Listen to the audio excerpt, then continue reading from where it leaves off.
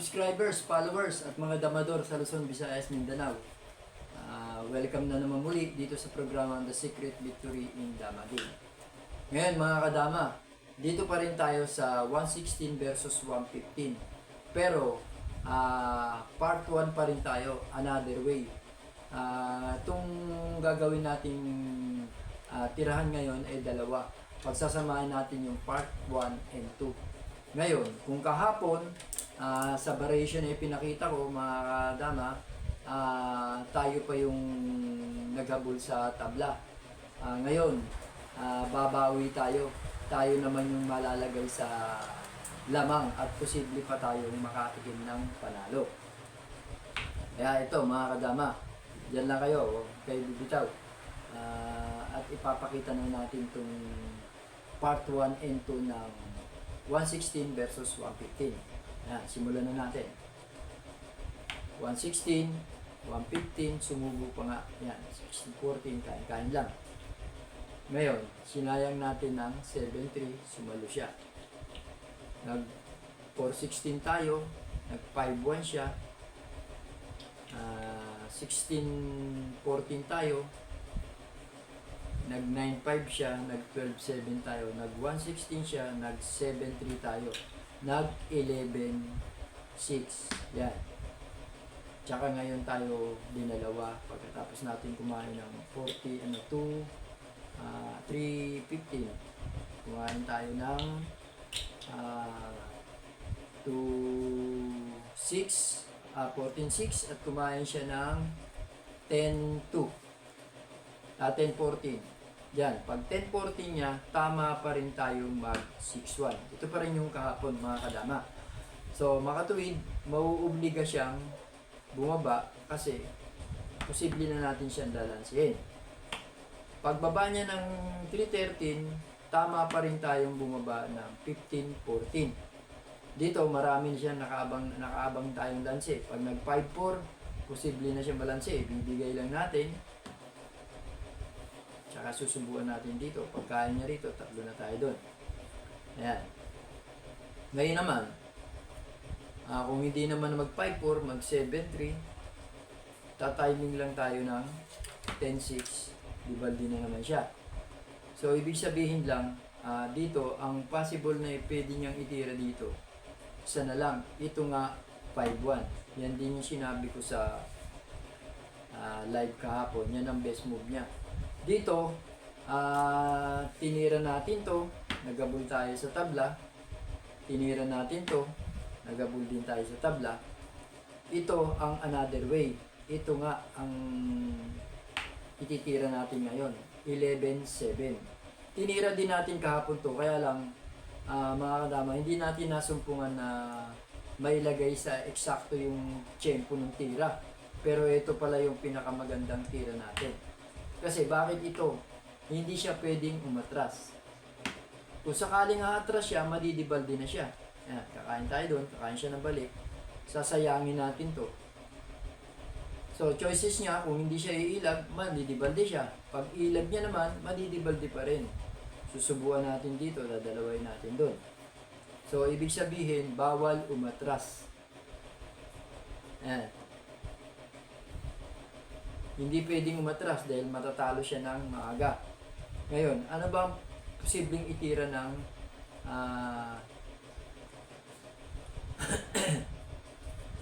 puti dito? Ito lang. 16-13 yung best move niya. Yan. Pagtira niya ng 16-13, tayo naman titira lang ng 5-4. Bakit 5-4? Kasi pag 7-3 niya, na 9-5 lang tayo, ayan, ibaldi na siya. Kung dito naman, hindi naman pwede, kasi alanganin na yung posisyon na gagawin niya. Ito lang yung best move niya. Yan. Dito kahapon, hindi natin to nasumpungan itira. Yan, dahil nga dun sa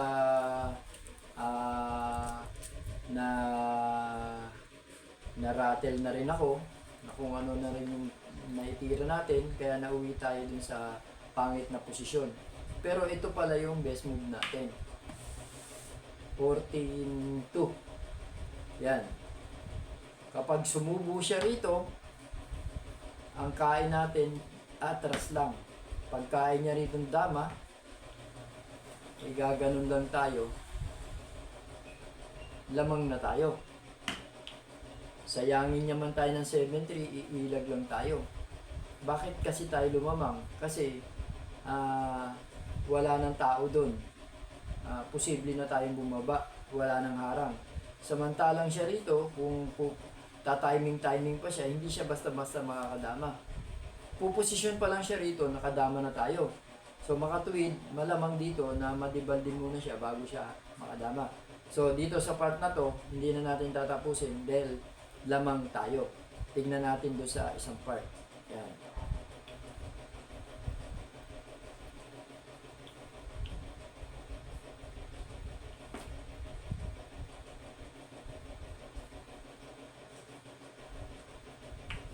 Yan. So, dito, sinubo pa rin. Kumain tayo ang best kain natin ito. Kung kumain dito, talo siya. Ngayon, dito kumain. Yan. Ang gagawin natin dito, mga kadama, tatiming lang tayo ng 8-3. Bakit 8-3? Kasi binabawalan natin to makareal. Bumaba dito. At puposisyon siya. 8-3 lang tayo. Ngayon, dyan, choices na ng itim.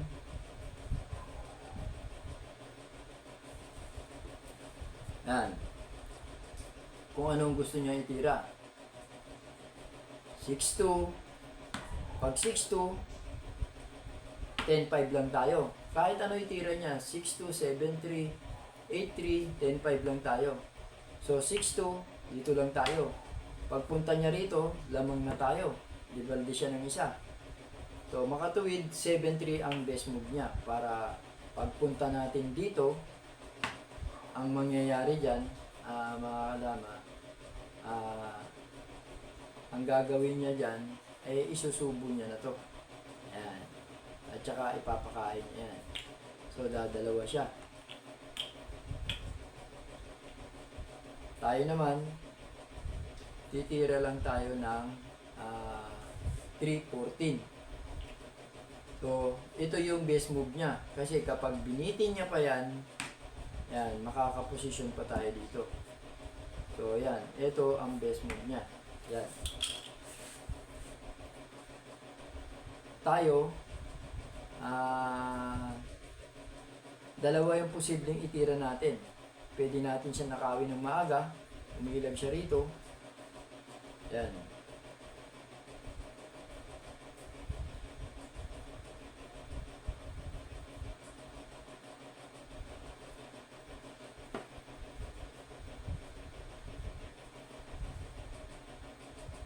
Yan. Nakawin na natin siya ng maaga. So, umilag dito. Doon tayo. Dito siya. Doon tayo, 4-5. Dito siya. At dito lang tayo. Yan. 3-8 siya.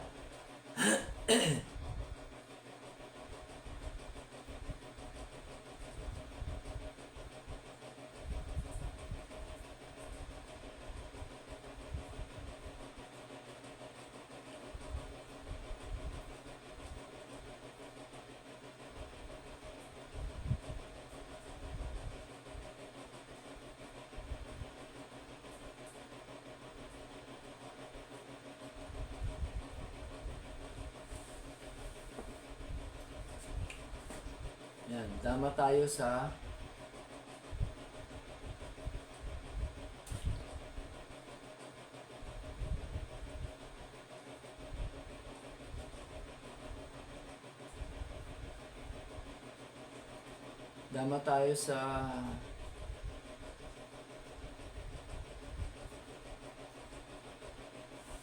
sa 9 para in case na magkagipitan, hindi niya na tayo basta-basta matatalo dahil agaw na natin yung gitna. Yan.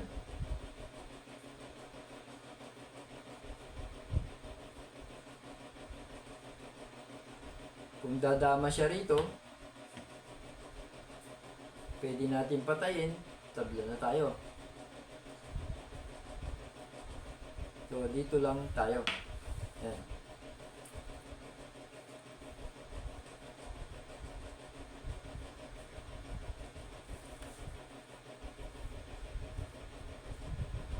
So, posible siya ditong titira.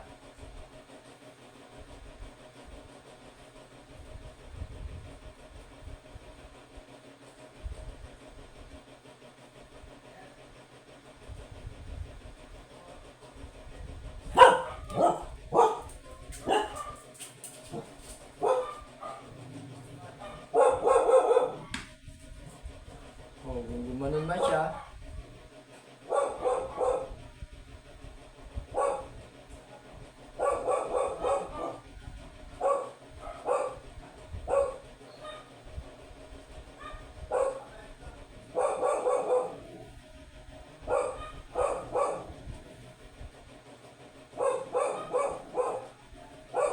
timing lang tayo rito.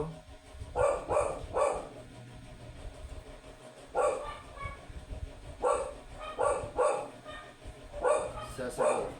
Yan ha.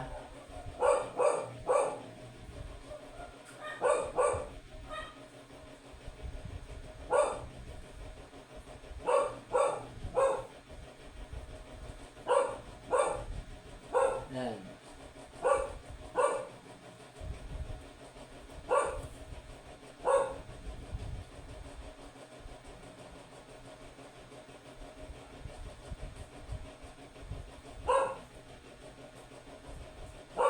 Nine 5 lang tayo. Pag tira niya dito ng 8-3,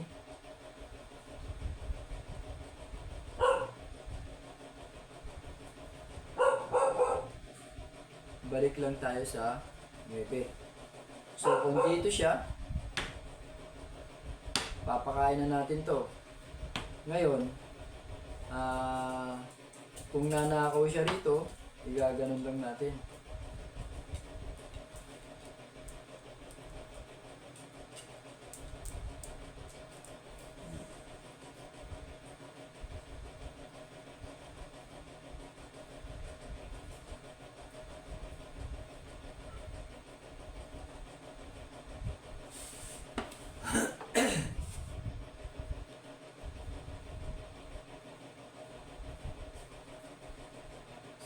So, mauobliga tayong tumakip. Yan.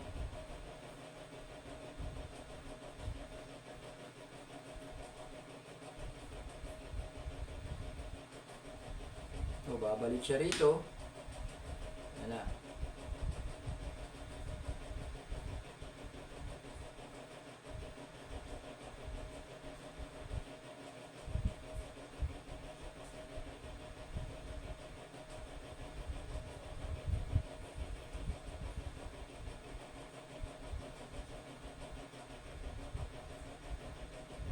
Yan. Timing lang tayo sa 5. So kapag ninakaw niya, dito lang tayo, 5 and 5. So maling nakawin. So ito ang ichi-tempo niya.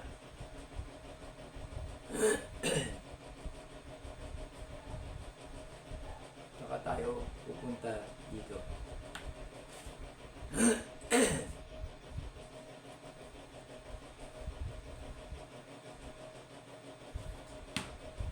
Tira lang tayo ng 9-5, tsaka isusubo natin to. Ayan. So mga tweed, mga kadama, nakakita rin tayo ng panablang maganda. Ayan. Draw. Doon sa part na yun, draw. So punta na tayo sa part 2, mga kadama.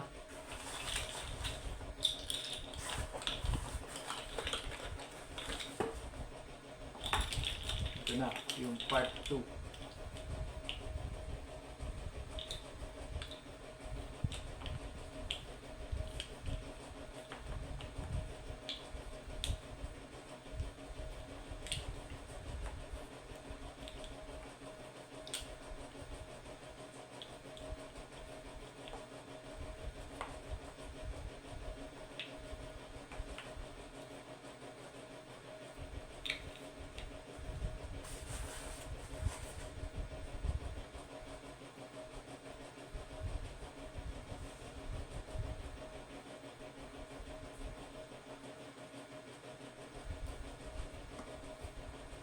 Kulang ko na isang white.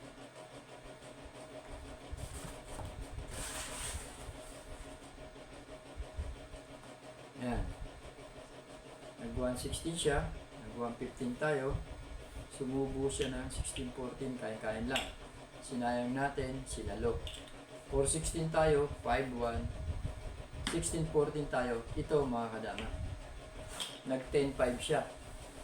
So, dito sa part na to, iba na yung itinira. Ito na nga, ang part 2. Pag 10-5 niya, hindi tayo mag 12-7 agad ng maaga. 6-1 muna tayo. Yan. Yan, pag 6-1 niya, best move niya dyan, magpakain lang talaga. Kung titira pa siya ng iba dito, machichempohan pa natin siya. Ito lang talaga ang best move niya. Yan. Kain tayo ron. Dito ang kain niya. Tayo naman, dito ang punta. So, kung dito siya pupunta, tsaka tayo mag 12-7. So, dito, bawal siya rito. Dito siya pupunta. Tsaka tayo mag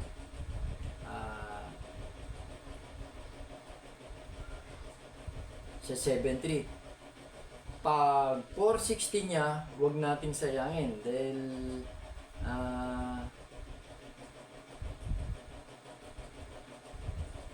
baka masabayan pa tayo, saglit lang.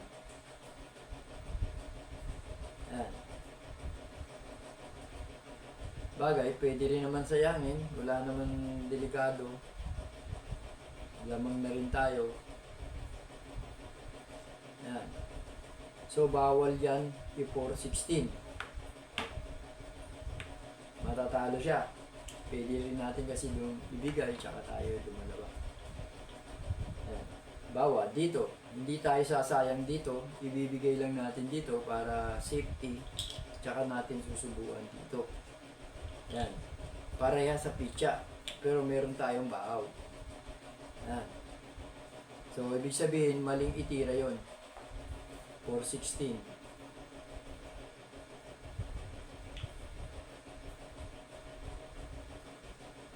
Yan, mali itira.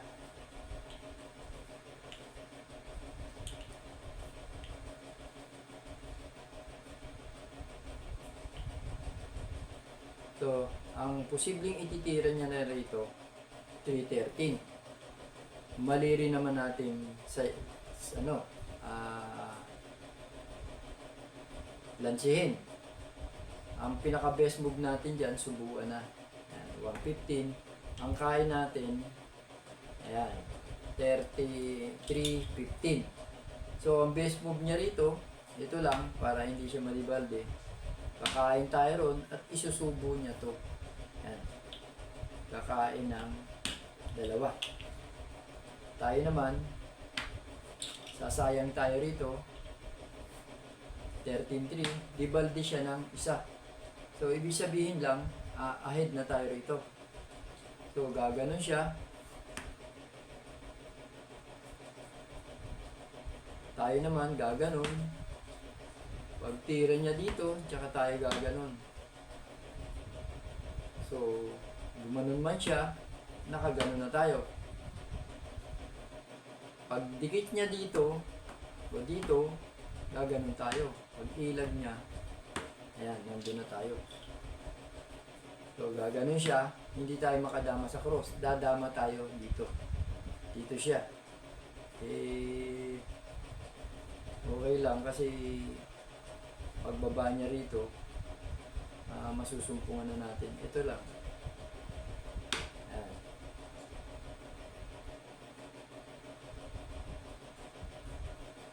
Timing pa uli siya rito. Dito na tayo. Dito siya.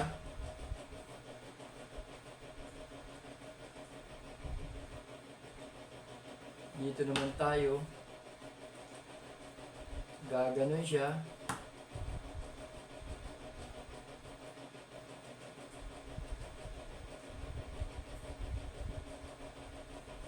Gaganon tayo. Patayin man yung dama. Ayan. Kain-kain lang. Sasayangin na natin siya ng ayan.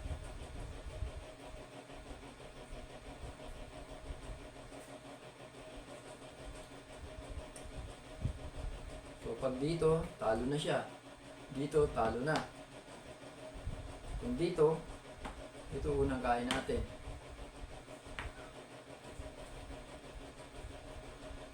So, ayan mga kadama. Ito yung part 2. Ibig sabihin mga kadama, mas mahina itong part 2 talaga. Doon kaysa doon sa part 1. Best move talaga yung tirahan na yon.